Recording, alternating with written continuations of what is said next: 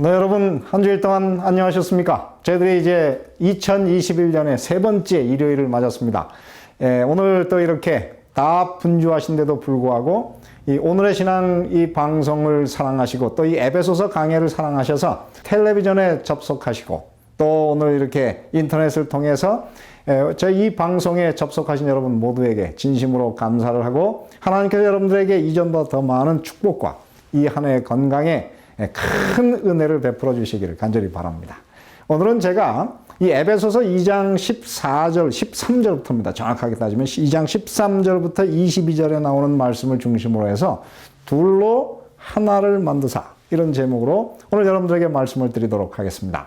자, 오늘 우리 본문은 에베소서 2장 13절부터 있습니다. 이제는 그렇게 말씀했어요. 그러나 사실은 여러분 헬라어를 보면 헬라어는 눈이 대라고 하는 것은 물론 그러나라고 하는 것은 사실은 그 의미가 좀 약하긴 해요. 그러나 모든 영어 성경은 다 이것을 어떻게 번역하냐면 but now 이렇게 번역해요.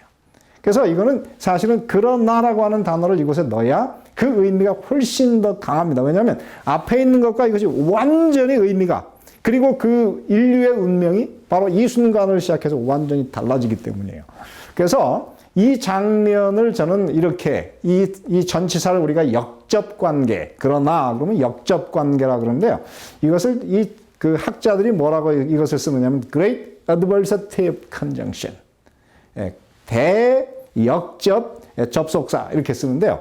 저는 이것을 좀 더 이 구속적으로 묘사를 한다면 운명을 바꾸는 대역접 관계 접속사. 저는 이렇게 묘사할 수가 있습니다. 그래서 이 말씀이 사실은 이곳에 오면 이렇게 썼어요. 그러나 이제는 전에 멀리 있던 너희가 예수 그리스도 안에서 그리스도의 피로 가까워졌느니라. 예수의 피가 어떻게 됐습니까? 저희가 멀리 있었습니다. 약속에서도 멀리 있었고 그 다음에 이 언약의 백성들 밖에 있었지만은 주님께서 그 피로 우리를 어떻게 해요? 가까이 불러들이셨다. 이렇게 말씀하십니다. 이 말씀에 이제 이 사도 바울의 글 가운데 여러분 보시면은 이 그러나 혹은 이제는이라고 하는 표현이 굉장히 중요해요. 로마서를 봐도요. 로마서의 물줄기가 로마서 1장 18절부터 20절까지는 계속 하나님의 진노 아래 이렇게 어두운 장면을 묘사합니다. 그러다가 이제 로마서 3장 10절부터 어떻게 해요? 사람이 다 죄 가운데 있고 아무것도 할 수 없고 그 다음에 율법의 행위로는 의롭다 하심을 얻을 육체가 하나도 없고 왜냐하면 율법으로는 죄를 깨달음이라 이렇게 했는데 로마서 3장 21절에 그것에 보면 똑같은 눈이 돼 영어로는 다 but now 저 같으면 이것을 그러나 이제는 이렇게 번역을 합니다. 왜냐하면 그 다음에 어떻게 해요? 그렇게 어둡던 인류가 율법에 하나님의 한 의가 나타났으니 율법과 선지자들에게 증거를 받은 것이라. 무엇이 증거를 받았습니까? 곧 예수 그리스도를 믿음으로 말미암아 모든 믿는 자에게 미치는 하나님의 의인이 차별이 없느니라. 모든 사람이 죄를 범하였음에 하나님의 영광에 이르지 못하더니 그리스도 예수 안에 있는 구속으로 말미암아 하나님의 은혜로 값없이 의롭다 하심을 얻은 자 되었느니라. 오늘 이곳에 바로 그예요. 그렇게 어둡던 곳에 예수라고 하는 한 영웅이 딱 출현했습니다. 그러더니 인류의 운명이 갑자기 달라져가지고 어떻게 해요? 하나님의 의 가운데서 우리가 값없이 하나님의 은혜로 의롭다 하심을 얻은 자가 되었느니라. 그래서 저는 이 사실 로마서를 연구하는 분들이 바로 로마서 3장 21절로 26절을 구속의 대헌장이라 부르잖아요. 운명이 달라진. 그 시작이 무엇입니까? 그러나 이제는. 이곳에 한 영웅 예수 그리스도가 이곳에 이제 들어오신 것이죠. 저는 제가 이 대학 다닐 때에 그 신학과 학생들이 체육대회를 하면 항상 다른 거하고 경쟁을 하면 항상 우승이에요. 근데 이제 한 번은 저희들이 다 우승할 줄을 알고, 그것도 전 종목 거의 우승을 하는데, 이제 그 하이라이트인 그 축구가 하나 남았어요. 축구도 이제 그날 이제 결승전을 하는데, 그때 영문학과 학생이 비교적 남자가 많아요. 근데 이 영문학과 학생들이 맨날 신학과 학생들한테 이 시합을 지니까, 정말 그 축구를 잘하는 학생들만 모아왔는지, 어디서 용병을 데려왔는지, 하여튼, 그날 이제 시합을 하는데 저희 신학과 학생들은 당연히 이길 거다. 그래가지고 그때 저희 그 신학과 그 축구 선수 중에 영웅 두 사람이 데이트를 하느라고 그냥 가버렸어요. 그래가지고 그날 시합을 하는데, 결승전에서 시합을 하는데, 저희가 전반전 하는데 2대0으로 져버렸습니다. 큰일 났어요. 그대로 끝나게 생겼습니다. 근데 진영을 바꾸고 후반전에 이제 진영을 바꾸는데 바로 상대편이 태양을 마주해, 태양을 바라보면서 시합을 해야 됐어요. 그래서 제가 그때 이제 우연히 감독을 하게 됐습니다. 그래서 이 동료 친구들에게 딱 한 가지 작전이 있다. 지금 체력으로는 안 되니까 그냥 공을 높이 쏴라. 그래가지고 이 사람, 상대편이 이제 태양을 바라보면서 시합을 해야 되니까 그 공을 잘 바라볼 수 없을 테니까 실수를 할 거다. 그러면 서 있다가 그냥 쏴라. 그래가지고 정말 기가 막히게 그날 두 골을 우리가 넣어가지고 2대2 해는 졌고, 그래서 그날 이제 시합을 더 이상 할 수가 없어서 그 다음날 연장전 재경기를 하게 됐어요.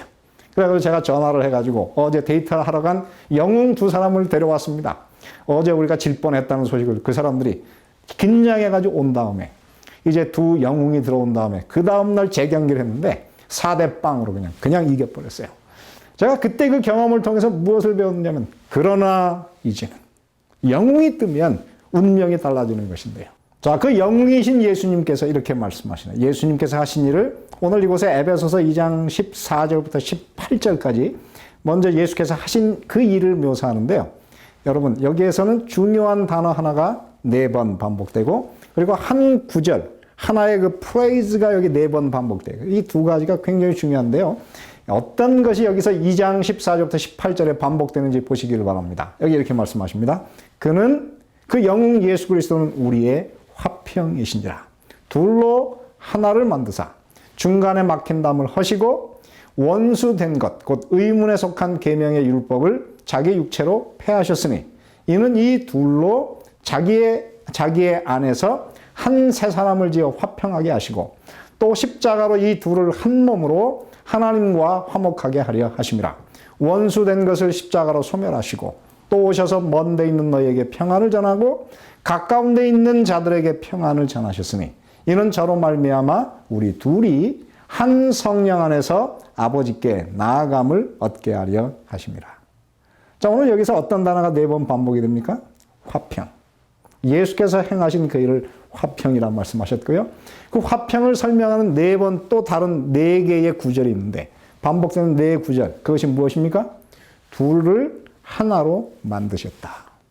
둘을 한 새 사람으로 지었다. 이 지었다, 만들었다는 것은 다 무엇입니까? 창조 용어예요. 여러분, 십자가에서 예수님이 돌아가셨을 때 예수님이 정말 패배하신 것 같이 보였지만 그렇잖아요. 오늘 이곳에 뭐랍니까? 예수께서 그 십자가상에서 인류를 한 새 사람으로, 신인류로 인류를 다시 지금 창조하고 계셨다. 그렇게 말씀하세요. 그래서 하나님께 나아갈 때도 어떻게 나갑니까? 혼자 나가는 것이 아니고 유대인과 이방인이 함께 같이 둘이 한 성령 안에서 아버지께 함께 나아감을 얻게 하셨다. 이렇게 말씀하십니다.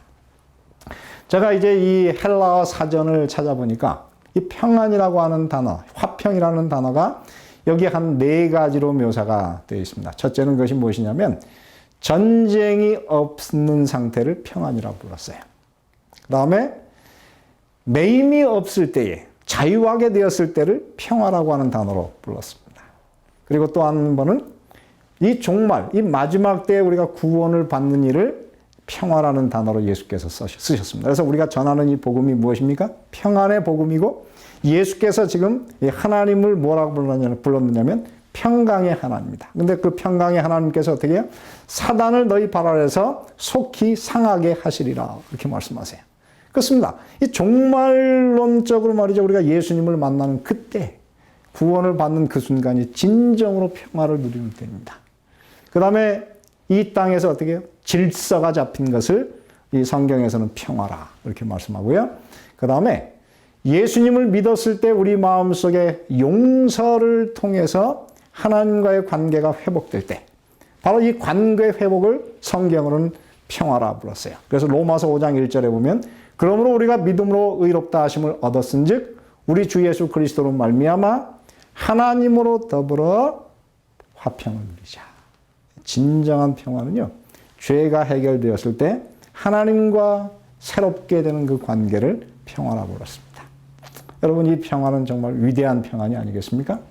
그리고 또 하나는 무엇이냐면 우리 마음속에 불안이나 두려움이 없는 마음이 고요한 상태, 마음이 평안한 상태를 하나님의 평강, 그렇게 말씀하고 계십니다. 그리고 마지막으로 오늘 이곳에 보면은 바로 이 에베소서에서 말하는 그 평화는 무엇입니까?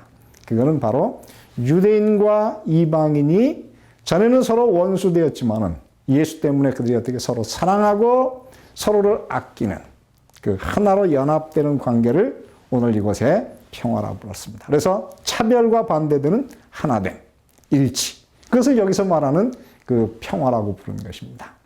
여러분, 유대인의 그 성전에 가면 거기에 보면 바깥에는 이방인의 뜰이 있었고 그 안쪽으로 무엇이 있었냐면은 이제 유대인 여자의 뜰이 있고 유대인 남자의 뜰 그리고 제사장의 뜰이 이렇게 다 나뉘어졌는데요.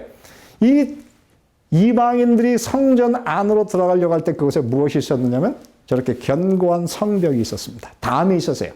이방인들을 못 들어가게 하는 중간에 막힌 담이 있었고 그리고 13군데의 이런 팻말이 있었습니다. 경고문이었어요. 이 경고문이 무엇이었냐면 번역을 하면 이런 뜻입니다. 어떤 외국인도 앞마당과 성소 주변에 주랑, 이 주랑이라고 하는 게 벽을 성벽을 얘기하는데 주랑 안으로 들어갈 수가 없다. 잡히는 사람은 누구든지 뒤따르는 죽음에 대한 책임이 그에게 있을 것이다.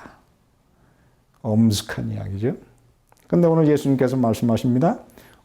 중간에 막힌 담, 그 원수된 것을 그의 육체로 다 패버리셨다. 담이 없어졌다. 그런 표현입니다. 여러분, 이것이 과연 무엇입니까? 사람들이 언제 인류가 이렇게 다 벽이 생겼나요? 바로 바벨탑에서 창세기 11장 9절에 보면 그러므로 그 이름을 바벨이라 하니 이는 여호와께서 거기서 온 땅의 언어를 혼잡케 하셨다. 여호와께서 거기서 그들을 온 지면에 흩으셨다. 참 재밌지 않습니까? 언어가 달라졌더니 온 세상이 다 백성들이 흩어졌어요. 그래서 세상이 이렇게 원수된 것은 바로 바벨탑에서 시작된 것입니다.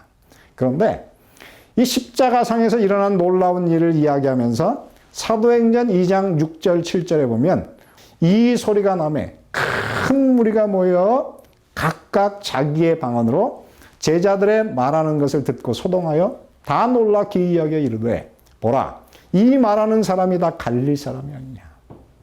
유대인들이 어땠습니까? 전 세계에 흩어져서 디아스포라에서 이제 1000년 가까이 살았습니다. 그래서 그들이 어떻게 됐습니까? 이스라엘 히브리어를 다 잊어버리고 그들이 이제는 이 히브리어를 들을 수가 없는 상태가 되었는데 하나님께서 그때 방언을 부어주셨을 때 온 세상에 살던 사람들이 다 모여서 그들이 한 언어로 하나님의 말씀을 들을 수가 있게 됐어요. 바로 이것이 무엇입니까? 온 세상을 어떻게 둘이 하나를 만드사 평화하게 하시는 그 놀라운 역사가 여기 예시된 것이죠. 에베소서 2장 19절부터 보면 이렇게 그 결과를 이야기하고 있습니다.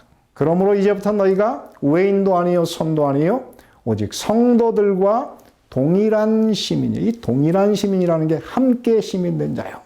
하나님의 권속이라. 이 권속이라는 것이 무엇입니까? 하나님의 가족이라. 너희는 사도들과 선지자들의 터 위에 세우심을 입은 자라 그리스도 예수께서 친히 모퉁이들의 돌이 되셨느니라. 그의 안에서 건물마다 함께 서로 연결하여지만 이게 함께 연결하여 주 안에서 성전이 되어가고 너희도 성령 안에서 하나님의 거하실 처소가 되기 위해서 예수 안에서 함께 지어져 가느니라. 오늘 이곳에 3번이나 무슨 말을 쓰고 있습니까? 함께라고 하는 단어를 쓰고 있네요. 자, 그래서 첫 번째 보면은 sum polites에서 fellow citizen. 동일한 시민이요. 함께 시민된 자요. 그 다음에 마지막으로 어떻게 해요? 함께 연결되었다. 여기도 sum amologeo. 그 다음에 함께 지어져 간다. sum oikodomeo. 그래서 함께라고 하는 단어가 이곳에 3번이나 사용되면서 하나님께서 인류를 십자가를 인해서 하나로 만드셨어요. 여러분 이 사실이 믿어지시나요? 근데 바로 오늘 모든 그리스도인들은 이 땅에서 바로 이런 마음을 가지고 살아야 된다고 하는 것입니다. 여러분 이 미국이 지금 흑백으로 인해서 굉장히 갈등이 심하지 않습니까? 그 이유가 무엇입니까? 우리가 다 십자가의 정신을 잃어버리고 살기 때문입니다. 오늘 주님께서 말씀하십니다. 영웅 예수 그리스도께서 우리의 모든 문제를 다 해결하셨습니다. 그러므로 이 땅에서 우리가 예수 그리스도의 십자가의 정신을 가지고 함께 사랑하며 함께 아끼면서 온 인류가 신인류가 되어서 함께 하나님 앞에 예배하며 나아가는 그런 사람들이 되어야 한다고 하는 것입니다. 이 새 한 해 동안에 우리 우리가 이 놀라운 신인류의 사명을 우리 마음속에 간직하고 참으로 인류가 하나 되는 그 참으로 사랑의 마음으로 이 한 해를 살아가시게 되기를 바라면서 오늘 말씀을 마치겠습니다.